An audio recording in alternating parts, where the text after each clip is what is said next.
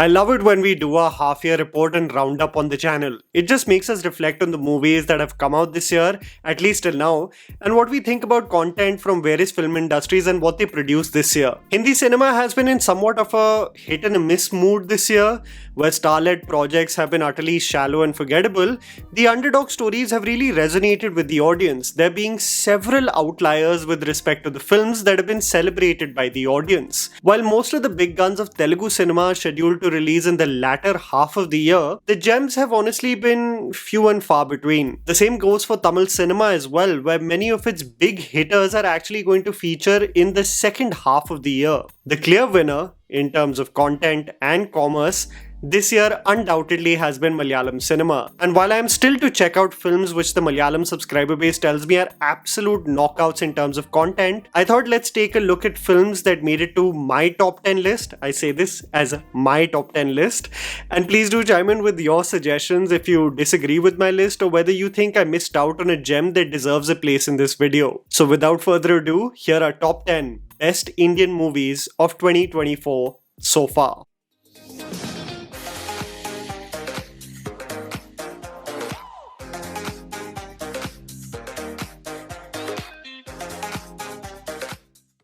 Number 10 goes to Hanuman. This was clearly the underdog story that everyone was rooting for. I think you and I as avid film viewers have a scarred relationship anytime a filmmaker tries to formulate a marriage between our ancient Indian history and gods and tries to give it a contemporary superhero spin. Hanuman, directed by Prashanth Varma, was a small film with a big heart and a testament to film production companies that invest a whopping budget on aspects that just don't reflect on screen.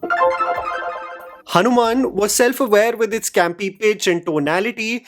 It built on the underdog story of our lead, played with sincerity by Tej Sajja, and more importantly, for a film that is heavily dependent on special effects, it still extracted an emotional connection for the sibling dynamic shared between Hanumanta and Anjama, while of course having its own bumps along the way, especially the staging and editing of its action set pieces. Its climax opens up so many possibilities of this universe that I am stoked for what Prashanth is capable of in the near future. Number 9 goes to Laapata Ladies. You are set in a time machine truly with this film. Set in 2001, a newly married couple, a treacherous journey to reach our lead's village, only for a confusing set of events to follow, leading to a genuinely funny and effective social commentary. The film is packed with such zany, lovable and interesting characters, like Manjumai, played by Chaya Kadam, a tea stall owner who brings some sense into Phool's life about her circumstances and purpose, motivating her to look beyond her husband's shadow. The two misfits that meet her at the railway station, Deepak's friends doing everything in their might to find their bhabhi, and the progressive nature and positive impact of Jaya. It creates such a beautiful concoction of a story that seems straight out of a Rishikesh Mukherjee film. What's lovely about Laapata Ladies is that while it transitions to become an investigative thriller cum comedy of errors, it never strays to become too slapstick or serious. It has that soft landing approach of an Ayushmann Khurrana film, but depth too, something that was otherwise missing in these social comedies. The Deepak and Phool reunion has stayed with me, and so have the vocals of Arijit Singh as Sajni played in the background. Number 8 goes to Medan. I am still so mad about how underappreciated this Hindi film is, even after its digital release. An inspiring story about the unsung heroes of Indian football, Medan released in theatres and vanished without causing any waves. Neither did anyone sing praises of an inspiring performance by Ajay Devgan, neither did anyone point out the technical prowess and realism showcased in the sequences of the sport. The film, probably due to the exhaustion of the audience with sports biopics or its lengthy running time, just seemed to not organically build a word of mouth and a favourable financial outcome. I still urge you to watch this inspiring tale. It has the ability to make you truly feel you're part of the spectators viewing the football match. Its significance in the Indian history will leave you with a bittersweet feeling of why we haven't been able to replicate the same for decades. Number 7 goes to Brahmayugam. The dream run of Mamuti is truly inspiring at this age. Barring Turbo, the less I say the better about that film, to play the embodiment of the devil, reminiscent of Francis Ford Coppola's 1992 film Dracula, where Gary Oldman having turned into a monster in his Transylvania castle, carries out several devious acts for his best interest and sometimes just for the pleasure of toying with the downtrodden, was masterful. The eerie atmosphere extracted by Rahul Sadasivan, Christo Xavier's creepy music, and the interpersonal dynamics that were represented all accounted for one of my most memorable theatre experiences of 2024. Mamuka as the unhinged monster, his devil-like manic laughter, the savage manner in which he feasted was truly an actor that fully embodied a being frothing in the mouth for his prey. This was exceptional. Number 6 goes to The Goat Life. The story behind what this film underwent from a production standpoint and what Prithviraj dedicated to it as an artist is something that can easily extract a documentary reflective of human perseverance and passion for the craft. A story most who reside in Kerala have read about, and to see it being portrayed with such sincerity, it compelled anyone and everyone to be in awe of the storytelling and visuals. As the film and its frames encapsulated vast nothingness, you could not help but be in disbelief for this to be a real account of the events that transpired. I still remember my jaw dropping as Prithviraj dropped his shirt prior to his escape, and you could see nothing but bones. A dedication for a story very few artists possess today.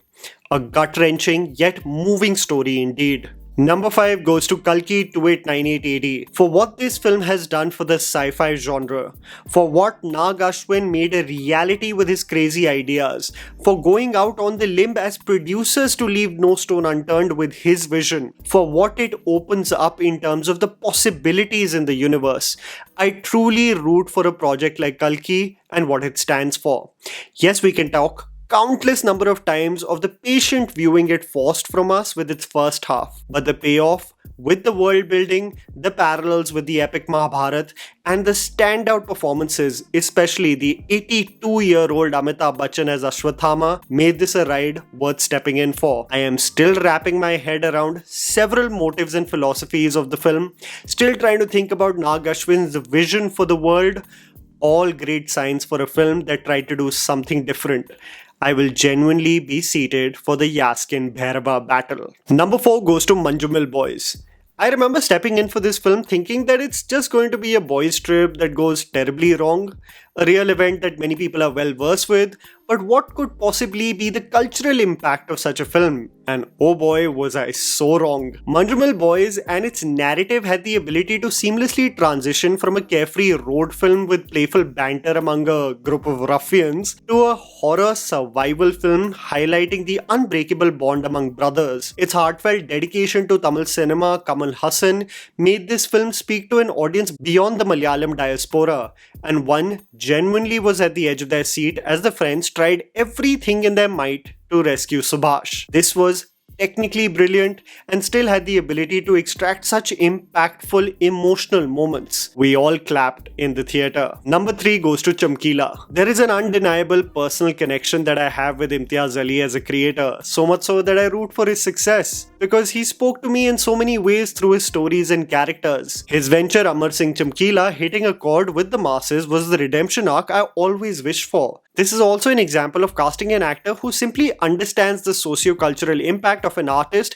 he is playing, because such sincerity is tough to come by. Diljit as Amar Singh Chamkila was flawless, supported by an earnest Pariniti and the trident of music joining hands together ensured a musical tragedy for the ages that left a deep impact on me. Vida Karo will always remain with me, and so will this heartbreaking story of an artist wronged by those who made him. Number 2 goes to Maharaja. This is a film that extracted the most dramatic reactions from me when I went into the theatre, because I went in with no expectations. I literally sat there and thought to myself that this is so dumb. Vijay Sethupathe's character is filing a case literally for a missing dustbin, and as the screenplay progressed, my jaw dropped to the floor, leaving me in awe of just the number of surprises that the film could throw my way.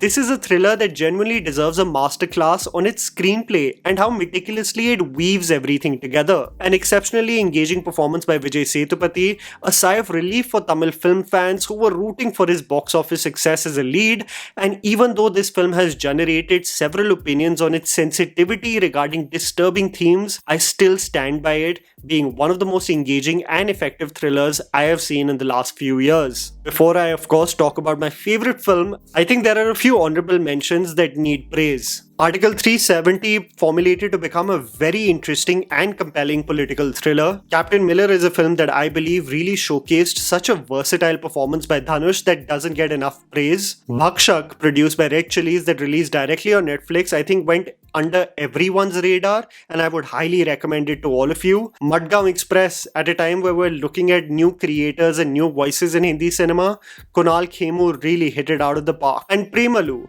I think one of the most hilarious and heartfelt young love stories that I would highly recommend to all of you from Malayalam cinema. Without further ado, and undoubtedly, number one goes to Aavesham, the most insane movie experience for me where I have laughed, clapped, hooted and even weeped in 2024 has to be the Jeetu Madhavan directed film Aavesham. This is a film that not only entertained me but made me care about the characters, even with its supposed frivolous plot. Ranga, played by Fahadh Faasil, will be a character remembered for years to come. For the abandon with which he played the empathetic gangster, the dynamic he shared with Amban, played with such effortless charm by Sajan Gopu, the three kids, the influence of the mother to keep Ranga emotionally in check, his inner turmoil that no one except Amban acknowledges, the cultural context of a Malayalam film in Bangalore, and the gang fights that ensue. Sushin Shyam with his score, the sheer madness that follows in the action sequences. I can honestly keep on raving about this mad film that extracted more tension in dumb charades than most high-octane action films.